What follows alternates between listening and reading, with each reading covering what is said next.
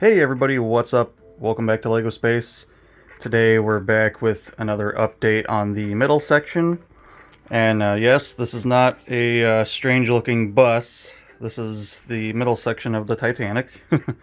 um, Built a little differently. As you guys can see, we got two sets of steer tires on here. And they're actually offset for the front one's having kind of a longer, less sharp turn, and the rear having a sharper, shorter turn. And you guys can kind of see the shaft in the middle there that connects them. My last video I talked about some of the not really issues, but just some of the hurdles that I kind of had to jump over with dealing with the mock parts and trying to make sure that I am including enough structure to build upon and have everything be really stiff and rigid and built well. And once again, this is extremely overbuilt per what the mock has you doing. All these gray parts that are right around the wheels, that stuff is extremely built and tied into each other. It took a lot of time to really lace stuff together, layer stuff good, and make sure that everything was really strong, because these do become weak points. Oops, not that part particularly, that's just me pulling on that. But I'll show you guys underneath here,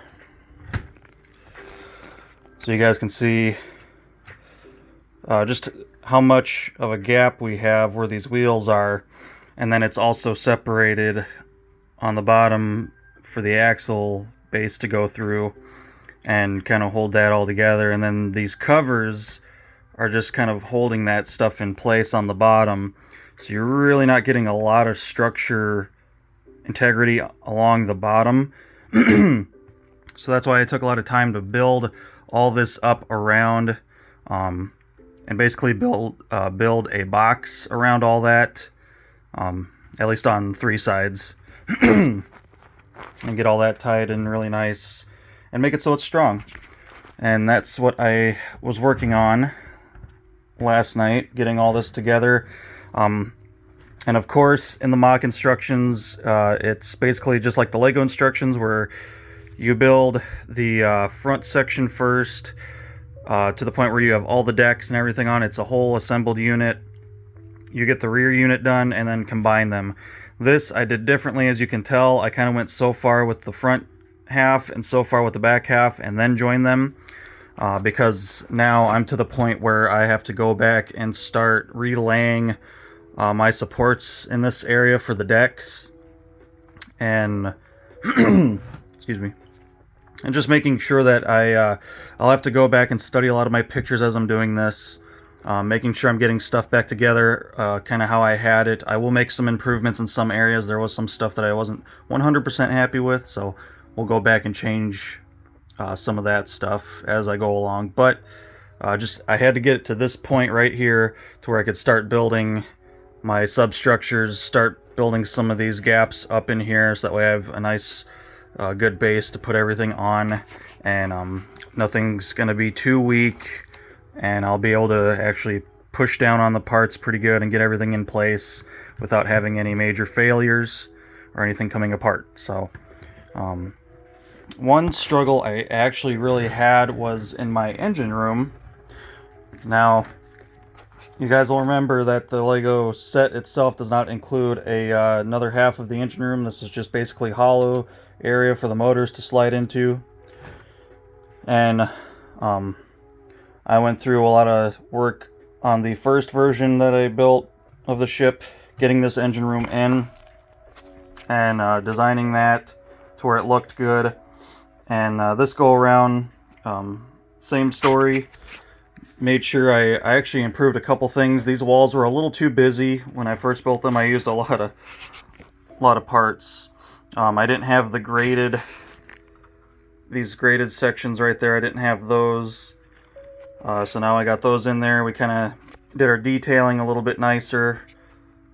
And got it looking really nice. My struggle, though, was getting this shaft through here and making it look good. Now, sadly, I did not have enough of the dark gray 1x2 bricks with the Technicolor in them. So I wound up having to kind of utilize these C-channel pieces that are all solid one piece. It's basically two 1x2 bricks on each side, and then a hollow space. And those hollow spaces had to be there for you guys can see those shaft collars that put the shafts together. And then I don't know if I can get the other one. The other one is just a just some loose collars hiding the shaft, coloring it properly. So that was kind of a struggle to get that in there and make sure it still looked good, because I wanted everything in this area to look really nice like before. And then I also worked on actually tying those back walls into some of the structure. Before, when I designed these back walls, those back walls were just a single piece. Sorry guys, my phone's not wanting to focus there. And so it was just kind of its own section. This time I took some time to tie those in back here and actually make them structural, so that way I can build upon them pretty good. I already got a couple of the floors in because I had to, because they were saved sections that was kind of part of this lower stuff in here. And yeah, just kind of going from there.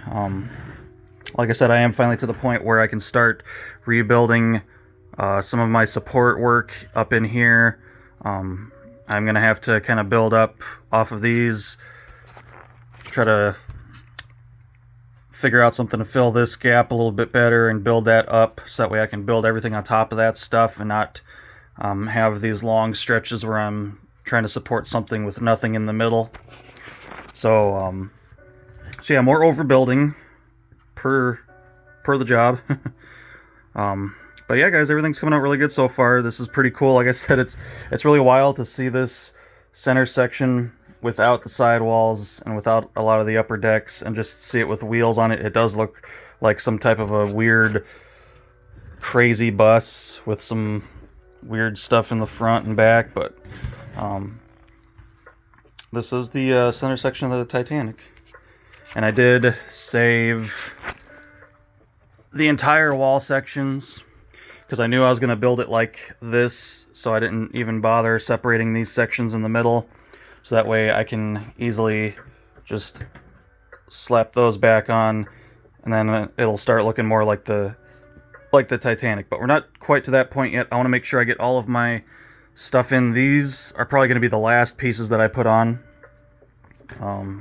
Even after the decks, I want to make sure I get some of the deck work done. I might get these on before I do a lot of the real final stuff on the decks, but at least getting this to a point where I can get that on and get all my deck work done that I need to, and all the support work.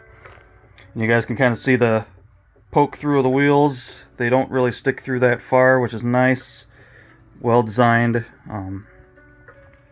But enough to where you can run it.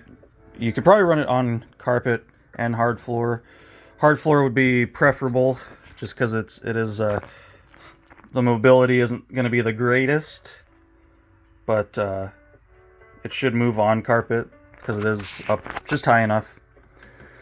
So that's going to be it for this video, guys. Just wanted to do a update before I go hiding all this cool stuff in here. And I'm probably not going to show any more of me building all this stuff up, because you guys kind of saw that as I was tearing it apart. And it's going to be pretty much the same thing. Like I said, I'm probably going to add more structural support in some areas, because there was some stuff where I was kind of lacking in areas.